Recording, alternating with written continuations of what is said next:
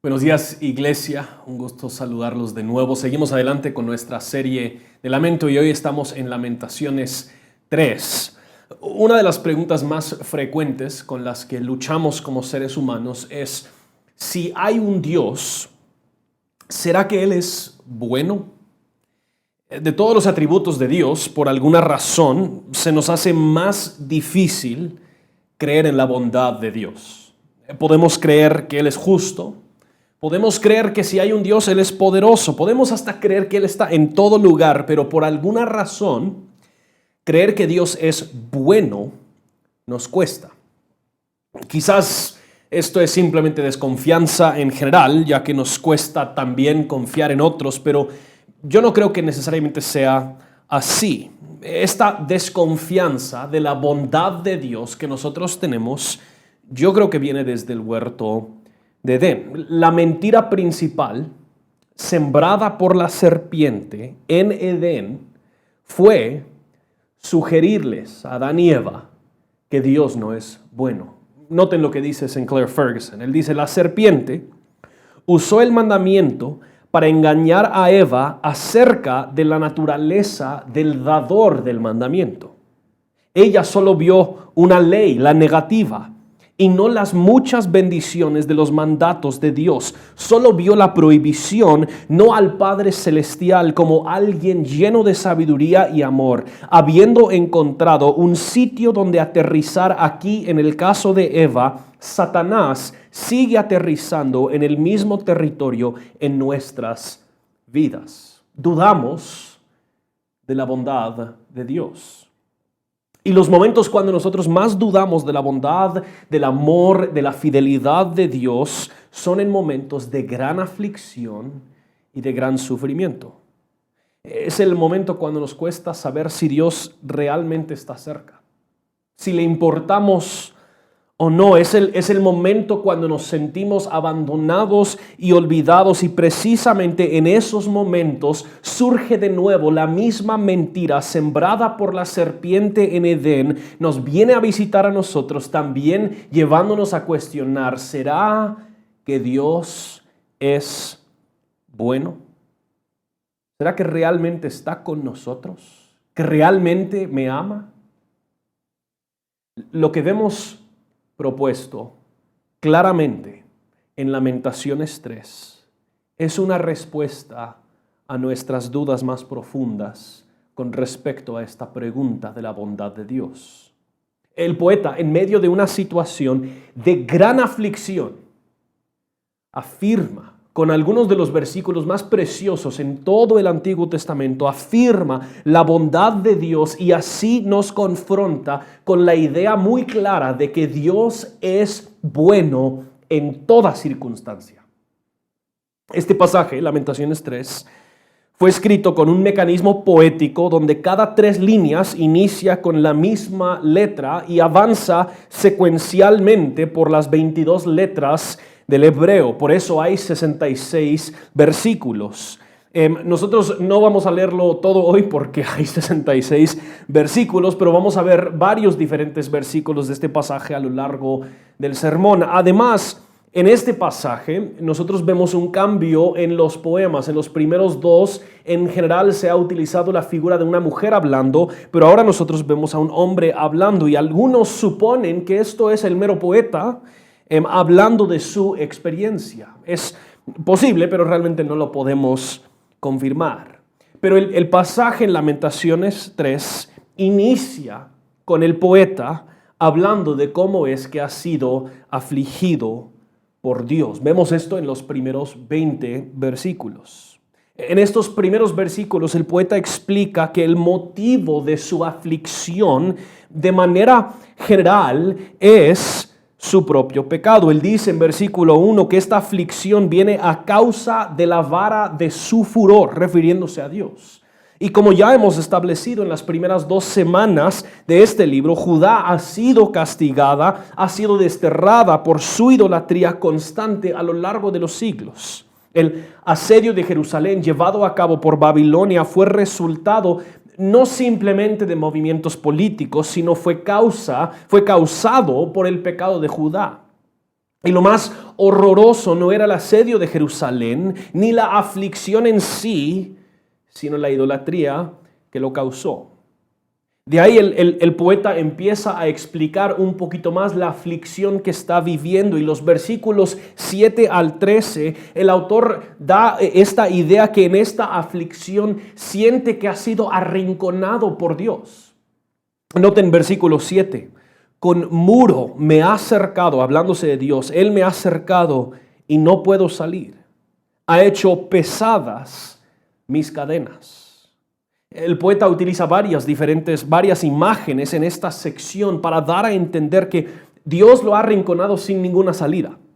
Antes el pueblo de Israel podría quizás buscar otras soluciones, ir a hablar con sus aliados, podría intentar a recuperar o negociar las cosas con Dios, pero esta vez Dios los ha dejado con ninguna otra opción. El tiempo se le había acabado a Judá tal y como Dios lo había prometido. Las imágenes que usa son de diversas trampas. Primero, como dice el versículo 7, ha puesto un muro alrededor de este poeta sin que pueda salir. También en ese mismo versículo está encadenado con cadenas pesadas. En versículo 8 el poeta siente que Dios está cerrando el paso a sus oraciones, como que ora y las palabras ahí quedan flotando en el techo. En versículo 10 y 11 pinta a Dios como si fuera una bestia, un león o un oso que lo está esperando para atraparlo. Y que Dios tiene su arco tensado en versículo 12 y 13 y el blanco está sobre él. Pero el autor no solo se siente arrinconado por Dios en esta aflicción, también en versículos 14 al 20, luego empieza a expresar la angustia interna que esta destrucción de Jerusalén ha generado en él. En versículo 14 enfatiza que es objeto de burla. Versículo 15 que está lleno de amargura. Noten versículos 16 y 17. Ha quebrado con guijarro mis dientes. Ha hecho que me revuelque en el polvo. Y mi alma ha sido privada de la paz. He olvidado la felicidad. Y el poeta está convencido que la fuerza de Dios que antes lo ayudaba, el poder de Dios que antes lo ayudaba, se había acabado. En versículos 19 y 20 le está pidiendo a Dios que Dios lo recuerde en su aflicción, porque él mismo, el poeta, no se puede olvidar. Noten versículo 20, ciertamente mi alma lo recuerda y se abate mi alma dentro de mí. El poeta está explicando la extrema angustia y aflicción que ha vivido, que se siente arrinconado por Dios, que con una angustia profunda en su propia alma. Lo que el poeta aquí describe, imagino, realmente no son sentimientos tan ajenos, ¿verdad? Yo no estoy viviendo en Jerusalén en su momento de destierro, pero yo leo las palabras del poeta en estos versículos y yo puedo identificar momentos en mi vida cuando así yo también me he sentido. El poeta está expresando palabras de aflicción profunda, una oscuridad profunda en su alma, un dolor incomparable. Esto es sumamente importante para aquellos de nosotros quienes hemos sufrido momentos de extrema tristeza y oscuridad de alma. La Biblia no es ajena a nuestro dolor. Lastimosamente, en los círculos cristianos hemos dado a entender que tenemos que andar siempre con una sonrisa falsa puesta sobre nuestro rostro. Pero a veces la maldad de nuestro corazón o aún la maldad de este mundo es tan frustrante, tan abrumador, tan triste que nuestra misma mente y nuestro mismo corazón se empiezan a nublar y pareciera que no hay salida. Ahora déjenme decir muy claramente, la causa de la aflicción del poeta es su propio pecado. De eso no hay duda. El sufrimiento y la angustia interna del poeta se debe a su propia idolatría. Esto no siempre es el caso con nosotros. A veces sí lo es. A veces sufrimos por otras razones que no son nuestro pecado. Sea cual sea la razón por nuestra angustia interna, igual que para el poeta, esos momentos de gran oscuridad de alma nos deberían llevar a hacer aquellas preguntas acerca de Dios y nuestra relación con Dios. La Biblia no evita hablar de este sufrimiento profundo del alma. Pero la Biblia tampoco nos permite evitar a Dios en medio de esos momentos, porque Dios es bueno en toda circunstancia. Ahora, eso no significa que toda circunstancia se sentirá bien. Pero esto es un gran desafío aún para nosotros. Es tan importante como cristianos que nosotros aprendamos a crear el espacio para el espectro completo de la experiencia humana, tal y como el poeta está describiendo aquí, esta aflicción, angustia, tristeza, oscuridad profunda de su alma. Pero aún así el poeta no se queda allí. Al contrario, en medio de esta angustia profunda, empieza a alabar a Dios. Y vemos esto en versículo 21 al 39. Noten versículos 21 al 25. Esto traigo a mi corazón, por esto tengo esperanza, que las misericordias del Señor jamás terminan, pues nunca fallan, sus bondades son nuevas cada mañana. Grande es tu fidelidad. El Señor es mi porción, dice mi alma. Por tanto, en Él espero. Bueno es el Señor para los que en Él esperan, para el alma que lo busca. Dios es bueno en toda circunstancia. La esperanza del poeta viene precisamente de esto, del carácter de Dios, no de sus circunstancias. El poeta no permite que sus circunstancias le cieguen al carácter de Dios. Él sabe que Dios es bueno.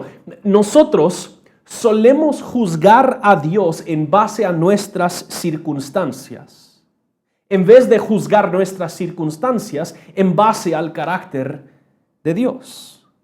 Además, lo que el poeta más anhela es Dios. Esa frase, el Señor es mi porción, da a entender un cierto contentamiento en Dios. En medio de su angustia, ojo, causada por Dios como justicia. Esto es desafiante. A menudo nosotros queremos a Dios por lo que Dios puede hacer para ajustar nuestras circunstancias. No lo queremos por quien Él es. Y estos versículos son versículos que hemos escuchado mucho, ¿no? Hasta son los tipos de versículos que escribimos en póster para colgarlo en la casa, o los tenemos tal vez impresos en algún marcalibro para mantenerlos cerca, y rápidamente hemos divorciado estos versículos preciosos de su contexto horroroso. En medio del sufrimiento, la angustia, la disciplina de Dios, lo que pareciera ser el fin del pueblo de Israel, aún así el poeta afirma: las misericordias de Dios son nuevas cada mañana, grande es tu fidelidad.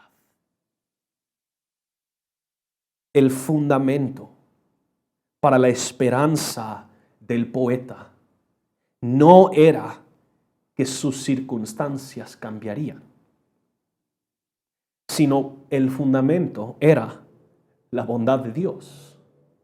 Que en pocas palabras, una vez más, el poeta está afirmando que Dios es bueno en toda circunstancia. No es la circunstancia que determina el carácter de Dios. Ahora, ¿cómo puede el poeta afirmar esto? Pareciera un contraste demasiado fuerte al ver sus circunstancias y leer estas palabras. En parte es por lo que hemos afirmado. El poeta conoce el carácter de Dios. Pero no solo eso. Había muchísima evidencia en la historia de Israel que demostraba la bondad de Dios. Él los había escogido por gracia, les había multiplicado por gracia, les había liberado de Egipto por unos milagros increíbles, les dio la tierra que les había prometido. Él hizo milagro tras milagro para proveer por ellos. Él hizo que sus cosechas multiplicaran, aun cuando ellos idolatraban. Él los siguió bendiciendo, siguió siendo fiel, compasivo y misericordioso. Dios había sido sumamente, constantemente bueno para con ellos. La evidencia a favor de la bondad de Dios les abrumaría. Esa palabra misericordia, cuando dice las misericordias de Dios son nuevas cada mañana, es mucho más rica de lo que nosotros podemos aún ver y entender en inglés o español o algo así. La palabra en el hebreo es Hesed, que quizás la has escuchado antes, pero se refiere a ese amor pactual, ese amor fiel, ilimitado, inagotable, incondicional de Dios. Me encanta lo que dice Sally Lloyd Jones. Ella tiene esta Biblia, Historias de Jesús, que nosotros usamos con nuestras hijas, y ella describe este amor, esta misericordia así. Ella dice, ¿cómo ves?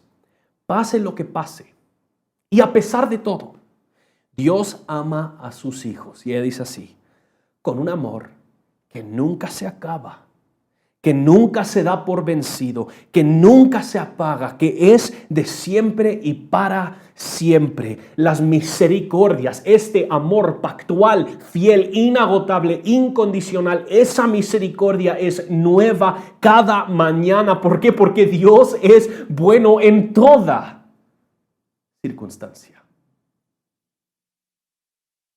Y la misma evidencia de la bondad de Dios existe para ti y para mí. Cada vez que nos levantamos y ponemos nuestros pies sobre el piso en la mañana, esa es una manifestación de la bondad de Dios.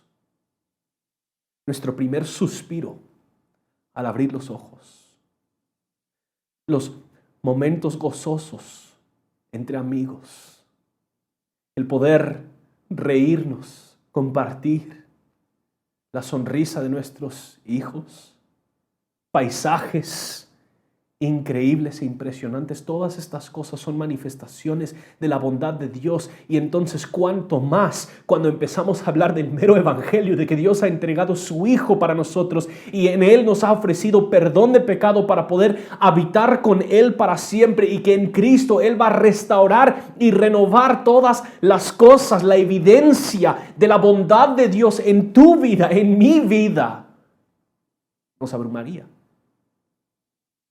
Y por lo tanto, igual que el poeta, aún en medio de la angustia y en medio del sufrimiento, hay suficiente evidencia para nosotros poder afirmar que Dios es bueno en toda circunstancia. Aunque pasemos por circunstancias tremendamente difíciles. Y es aquí precisamente donde tenemos que confrontar la misma mentira de la serpiente. Igual que el poeta en Lamentaciones, claro que nosotros debemos y podemos lamentar lo difícil y lo complejo que son nuestras circunstancias, y podemos hacer eso arrojándonos sobre la bondad de Dios con la plena confianza que Él está aquí con nosotros en medio de la tormenta. El poeta luego sigue afirmando que Dios es bueno, pero de otra forma. Él empieza a afirmar la justicia de Dios, que es un tema un poquito recurrente en el libro. Noten versículo 32 y 33. Antes bien, si Dios aflige, también se compadecerá según su gran misericordia. Porque Él no castiga por gusto, ni aflige a los hijos de los hombres. Dios no está afligiendo, no está juzgando, no está disciplinando a Judá por gusto caprichoso. Hay un fin a su corrección, y el fin es que su pueblo vuelva a adorarlo a Él sobre todo. Y aunque no lo pareciera, este fin realmente es bueno para su pueblo. Es mejor para su pueblo adorar a Dios que adorar cualquier otra cosa. por lo menos en la historia bíblica, adorar cualquier otra cosa que no es Dios cumple los propósitos de Satanás. Ahora, yo sé que eso es fuerte decirlo, pero pensemos de nuevo en esa primera mentira. ¿Qué quiso lograr la serpiente en Edén? Si Dios no es digno de confianza, entonces seguro que no es digno de nuestra adoración, no es digno de nuestra sumisión, no es digno de nuestra obediencia. Lo que Satanás ha querido hacer por toda la historia del mundo es destruir la adoración de Dios y la misión de Dios. No le importa lo que tú y yo llegamos a adorar, mientras que no sea Dios. Esto significa que si Dios permitiera que su pueblo siga en su idolatría, los estaría entregando al plan del enemigo. Entonces, el acto más bondadoso que Dios puede hacer es corregir a su pueblo para que vuelvan a adorarlo a Él. Hemos mencionado antes el libro de C.S. Lewis, Cartas del Diablo a su sobrino, donde Screwtape le está escribiendo a su sobrino, que supuestamente es un demonio joven que está aprendiendo cómo hacer la labor demoníaca contra su paciente. Y Screwtape, el diablo, dice así a su sobrino: dirás que son pecadillos, y sin duda, como todos los tentadores jóvenes, estás deseando poder dar cuenta de maldades espectaculares. Pero recuérdalo bien, lo único que de verdad importa es en qué medida apartas al hombre del enemigo, refiriéndose a Dios. No importa lo leves que puedan ser sus faltas, con tal de que su efecto acumulativo sea empujar al hombre lejos de la luz y hacia el interior de la nada. Dios es bueno porque Él sabe que solo con Él florece el ser humano, que solo con Él es saciado y satisfecho el ser humano. Lo demás son mentiras vacías y destructivas. Entonces Él interviene y su justicia es buena al corregir el rumbo de su pueblo. Pero esta justicia de Dios, buena, no solo se aplica en lo vertical, con Él, sino que también esta justicia se aplica en lo horizontal. Noten versículos 35 y 36. Privar del derecho a un hombre en presencia del Altísimo, defraudar a un hombre en su litigio, estas cosas no aprueba el Señor. Dios odia aquellas cosas que no reflejan su justicia y por lo tanto su bondad. Mucho se habla hoy en día de los derechos humanos. Y sin entrar a los dilemas políticos, es importante entender que la fuente de todo derecho humano no es un sistema político ni un acuerdo internacional. La fuente de todo derecho humano es la justicia y la bondad de Dios. Por haber sido creados a imagen y semejanza de un Dios justo y bueno, y por el carácter de Dios siendo justo y bueno, entonces el ser humano tiene derechos que son otorgados por Dios mismo, porque Dios es justo. Y esto no depende de tu raza, de tu credo, de tu género, de tu edad, de si estás dentro o fuera del vientre, del color de tu piel. No depende de estas cosas. Depende y procede únicamente de la bondad y la justicia de Dios. Y no tratar a otro ser humano con la dignidad y los derechos que ellos merecen no es solo transgredir la ley nacional, sino que es transgredir la bondad y la justicia de Dios. Dios es bueno y justo en toda circunstancia. Y el poeta está afirmando esta justicia aún mientras que se está enfrentando con esa justicia. Dios en su bondad no les ha castigado más allá de lo justo. Y la bondad de Dios aún los ha sostenido delante de su justicia. Y es esta bondad y esta justicia de Dios en toda circunstancia que lleva al poeta a confesar a Dios. Noten versículo 40 al 42. Examinemos nuestros caminos y escudriñémoslos y volvamos al Señor. Alcemos nuestro corazón y nuestras manos hacia Dios en los cielos. Nosotros hemos transgredido y nos hemos rebelado. Tú no has perdonado. El poeta llama al pueblo a lo que deberían hacer: escudriñar y examinar su propio corazón y entonces volver a Dios. Esto era el fin de la corrección de Dios en el pueblo de Israel. Dios no estaba buscando venganza caprichosa sobre el pueblo de Judá. Al contrario, Él estaba obrando para el bienestar del pueblo, para que ellos vuelvan a Él. Y de hecho es muy interesante el darnos cuenta el orden de estas ideas.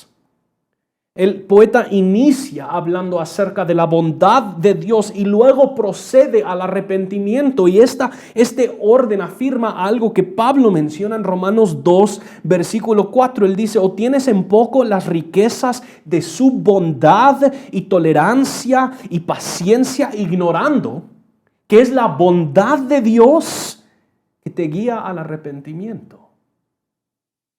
El autor está convencido que aún en esto Dios es bueno. Y esa convicción de la bondad de Dios lleva al poeta a llamar al pueblo a arrepentirse. Si no te has dado cuenta, Dios usa el sufrimiento en nuestras vidas para llamarnos la atención a lo que le estamos poniendo atención.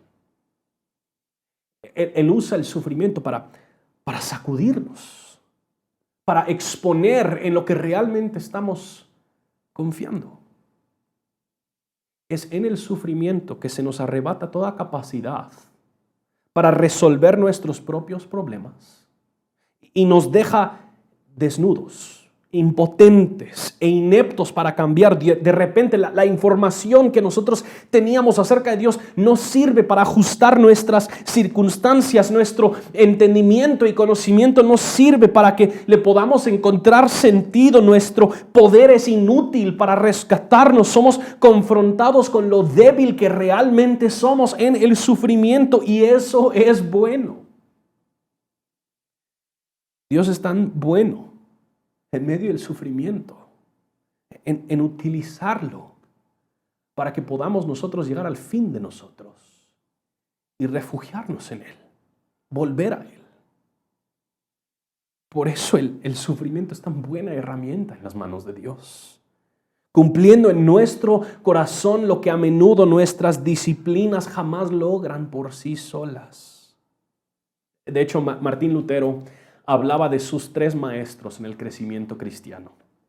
El primer maestro era la oración, luego la segunda era la meditación en las Escrituras, y el último maestro en el caminar cristiano, según Lutero, era la aflicción. Lutero dice, hablando de la aflicción: esta es el fundamento que te enseña no solo a saber y comprender, pero también experimentar qué tan correcto, cierto, dulce, encantador como poderoso, cuán reconfortante es la palabra de Dios, sabiduría más allá de toda sabiduría. Esa es la obra de la aflicción, que Dios ha obrado en el poeta, precisamente porque Dios es bueno en toda circunstancia. Él está obrando todas las circunstancias de tu vida, de mi vida, tanto las buenas como también las malas, para que tú y yo meditemos en Él, lo veamos a Él, lo contemplemos a Él, para que nos demos cuenta lo glorioso y lo precioso que Él es. Y esa es la reflexión a la que ha llegado el poeta. Examinemos, escudriñemos nuestro corazón, volvamos a Él. En versículo 42 hay un cambio muy importante en la forma en la que el poeta se está expresando. Si te das cuenta, en los versículos hasta este momento Él se ha referido a Dios en la tercera persona. Él ha hecho, Él ha obrado, Él ha afligido. Pero en el versículo 42 hasta el 46, el poeta cambia a un lenguaje personal. Le empieza a hablar a Dios en el tú. Le dice, tú no has querido perdonar.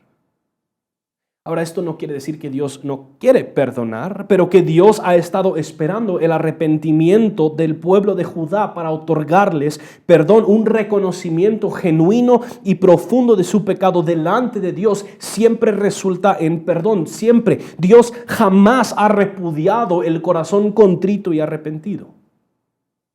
Y de hecho, en los últimos versículos, vemos cómo Dios responde siendo bueno en toda circunstancia. Vemos cómo el poeta ha sido afligido por Dios. Vemos cómo el poeta alaba a Dios. Vemos cómo el poeta le confiesa a Dios. Pero ahora nosotros vemos lo que Dios le responde. Y son dos palabras muy sencillas. Noten versículos 55 al 58. Invoqué tu nombre, oh Señor, desde la fosa más profunda. Tú oíste mi voz, no escondas tu oído a mi clamor, a mi grito de auxilio. Te acercaste el día que te invoqué y dijiste, no temas. Tú has defendido, oh Señor, la causa de mi alma. Tú has redimido mi vida. Estos últimos versículos son muy importantes en el libro de Lamentaciones. Porque lo que se ha dado a entender en los primeros dos poemas es que Dios ha sido casi que inactivo. Que Dios los ha abandonado, Él está aparte y ellos tienen que ver qué hacen. Pero es todo lo contrario. Dios en su bondad los permitió enfrentar este dolor hasta que se dieran cuenta de su pecado. Cuando se arrepintieron, Dios demostró cómo Dios ahí estaba todo el tiempo porque Él es bueno en toda circunstancia. Y Él les responde que no tienen que temer, que Él obrará. Mucho se ha dicho, no sé si es cierto o no, pero que el mandamiento más repetido en las Escrituras es esta de no temas. En pocas palabras, Dios le está explicando a su pueblo que aunque hay peligro al todo alrededor, aunque hay amenazas, aunque sufran, aunque duelan, aunque pareciera que han perdido todo, yo aquí estoy, no teman. ¿Cómo pueden ellos verdaderamente dejar de temer? La única esperanza que el pueblo de Judá tenía, igual que nosotros, para no temer, es si hay algo o alguien bueno y soberano sobre las circunstancias que estamos viviendo. Realmente la única forma en la que hace sentido el no temer es si hay algo o alguien bueno y soberano sobre nuestras circunstancias difíciles y complejas. El decir no teman es irrelevante si Dios no es bueno. Claro que voy a tener temor. Hay un Dios que no sé si es bueno o malo tras estas circunstancias complejas. Yo no puedo confiar en Él si Él gobierna todas las cosas. Pero al mismo tiempo, decir no teman, si Él no es soberano sobre las cosas, si Él no está gobernando y dirigiendo las cosas, pues tampoco me da tanta comodidad y tranquilidad. Se los podría tal vez ejemplificar así. De antemano le pido disculpas a los doctores. Yo sé que no es así como ustedes tratan a sus pacientes, pero es un ejemplo, así que síganme. Imagina que tienes que entrar a una operación de corazón abierto. Y antes de que entras a la operación, tienes tu cita preliminar con el cirujano. Y su manera de hablarte es pesada, brusca, prepotente. Y se nota que tú no le importas tanto a este doctor como persona. Simplemente eres otra operación. Además de eso, al terminar y mientras que él ya tenía un pie fuera de la sala donde estaba reuniéndote con él, él brevemente te dice, y además solo para que sepas, en la última operación de corazón abierto que yo hice, tuvimos un par de complicaciones y pues eran algunos errores de parte mía. Y después de esta conversación brusca, prepotente y que él te admite que ha tenido ciertos errores, él te dice, pero no temas. Nos daría muy poca confianza, ¿verdad? Si no sentimos por lo menos una conversación genuina con el doctor y no sabemos que el doctor es realmente capaz de manejar las circunstancias de la operación, claro que vamos a temer. Nuestra capacidad para no temer depende directamente de la capacidad y el carácter del doctor. Y lo mismo es cierto con Dios. Nuestra capacidad para no temer depende de su capacidad para cuidarnos y su bondad para con nosotros. Si Él no es capaz, si Él no es soberano, vamos a temer. Si Él no es bueno, nosotros vamos a temer. Pero lo que nosotros tenemos en Lamentaciones 3 es una afirmación clara, tanto de la soberanía de Dios sobre todas las cosas, como de la bondad de Dios al gobernar todas las cosas. Dios es bueno en toda circunstancia. Y por lo tanto hay un fundamento firme e innegable de que nosotros podemos avanzar sin temor. Y quisiera entonces terminar con una pregunta muy sencilla, pero yo creo que muy importante. ¿Tú confías en la bondad de Dios en toda circunstancia? Aquí tenemos al pueblo, al poeta del pueblo de Judá, en medio de una tragedia, enfrentándose con una aflicción profunda, una angustia interna, sintiéndose arrinconado por Dios, y aunque está arrinconado por Dios, está plenamente convencido que Dios es bueno. Que en un sentido, él está bien siendo arrinconado por Dios, prefiere ser arrinconado por Dios que cualquier otra cosa, porque él puede confiar que Dios es bueno. Y yo no sé hoy lo que tú estás pasando. Seguro que como muchos, estás enfrentando toda índole de amenaza. Amenazas económicas, relacionales, amenazas a tu salud y tu bienestar. Tal vez durante este tiempo tu matrimonio ha sido complejo. Tal vez estás lamentando decisiones de tus hijos o de algún ser querido. Tal vez estás enfrentando algún tipo de sufrimiento, dolor, angustia interna que no le hayas significado, sentido. Tal vez estás enfrentando una soledad profunda. Es tan necesario que tú sepas, Dios es bueno y puedes refugiarte en Él. Nosotros tenemos algo que el pueblo de Judá no tenía, como garantía de la bondad de Dios. Ellos confiaban en la bondad de Dios por sus promesas, pero nosotros confiamos en Dios por sus promesas cumplidas. Nosotros tenemos la cruz, la tumba vacía como garantía de que Dios ya ha matado y destruido a nuestros enemigos más fatales, el pecado y la muerte. La cruz y la tumba vacía de Jesús manifiestan claramente que los susurros engañosos de la serpiente son falsos y que Dios sí es bueno. Cuando nos enfrentamos con dificultad, con sufrimiento, con dolor, con aflicción, Dios nos recuerda de la cruz de Cristo y que por esa cruz y esa tumba vacía, Dios ha demostrado su bondad para con su pueblo para siempre, para que nosotros también podamos afirmar: sus misericordias son nuevas cada mañana, grande es su fidelidad. Sabiendo que en este mundo habrá aflicción, pero en Cristo, nuestro Dios bueno ha vencido. Y en Cristo, Dios también se nos acerca. Y Él nos plantea las mismas palabras que le dice al pueblo de Judá. no temas. Tu Dios es bueno y soberano, gobierna sobre todas las cosas y Él te sostiene en sus manos. Con esto termino. Uno de los autores que más claramente ha hablado acerca de la bondad de Dios en medio de la aflicción es Charles Spurgeon. Carlos Spurgeon, podríamos decir. Él tuvo una vocación ministerial muy fuerte.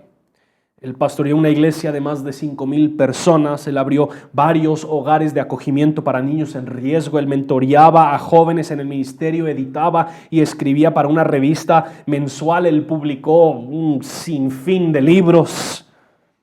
Y en tanto ministerio, a menudo Spurgeon también se enfrentaba con la depresión, con la aflicción y tristeza profunda del alma. Él tuvo que aprender a confiar en la bondad de Dios, no solo en las aguas tranquilas, pero también en la bondad de Dios en medio de las tormentas de la vida. Una de sus citas más fuertes, él dice lo siguiente: hermanos, ¿saben algo de la esperanza que les sostiene? Te sostendrá si es una esperanza buena. No podrás escapar de ella. Pero bajo la tentación y la depresión del espíritu y bajo la prueba y la aflicción, no solo sostendrás tu esperanza, eso es tu deber, sino que la esperanza también te sostendrá a ti. Ese es tu privilegio. En la dificultad, en el dolor, en la aflicción, aunque nos debemos sostenernos de Dios, refugiarnos en Dios, de la bondad de Dios, podemos vivir tranquilos y seguros que aun cuando no lo sintamos y no lo percibamos a Él de cerca, Él y su bondad nos sostiene. Dios es bueno en toda circunstancia para con su pueblo. Señor, te damos gracias que tú has sido bueno con nosotros. Y te damos gracias aún, Señor, por lo que afirma aquí el poeta. Ayúdanos, Señor, a confiar en ti. Oh Señor, destruye en nosotros la mentira de la serpiente que nos hace negar tu bondad y ayúdanos, Señor, a correr hacia ti y refugiarnos en ti y tu bondad para con nosotros, demostrado tan claramente en Cristo y este crucificado y resucitado para el perdón de nuestros pecados y la restauración de todas las cosas. Oh Señor, ayuda a que tu pueblo hoy, ahorita, en este momento, descanse en tu bondad. Hoy y para siempre. En el nombre de Jesús oramos.